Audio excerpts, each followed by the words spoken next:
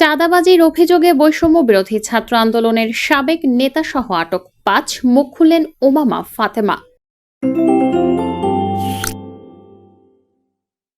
রাজধানীর গুলশানে আওয়ামী লীগ নেত্রী ও সাবেক এমপি শামী আহমেদের বাসায় চাঁদাবাজির অভিযোগে বৈষম্য বিরোধী ছাত্র আন্দোলন সংশ্লিষ্ট ৫ জনকে আটক করেছে আইনশৃঙ্খলা রক্ষাকারী বাহিনী। শনিবার দিবাগত রাতে বিষয়টি সামাজিক যোগাযোগ মাধ্যমে তুলে ধরেন সংগঠনের সাবেক মুখপাত্র উমামা ফাতেমা। নিজের ভেরিফাইড ফেসবুক আইডি থেকে আটককৃতদের ছবি প্রকাশ করে তিনি লেখেন, এই প্রথম চাঁদাবাজির সময় তারা পুলিশের হাতে ধরা পড়ল। ঠিকমতো খোঁজ নিলে বোঝা যাবে এদের শেকড় অনেক গভীরে। উমামা জানান, আটককৃতরা দীর্ঘদিন ধরেই সংগঠনের অভ্যন্তরে গ্যাং কালচারে যুক্ত ছিল এবং প্রভাবশালী নেতাদের ছত্রছায়া থেকে একাধিক অভিযোগের জন্ম দেয়। এক অভিযুক্ত রিয়াদ সম্পর্কে তিনি জানান, গত ডিসেম্বরে রূপায়ণ টাওয়ারে নারী সহকর্মীদের সঙ্গে দুর্ব্যবহার ও হুমকি দেওয়ার অভিযোগ রয়েছে তার বিরুদ্ধে।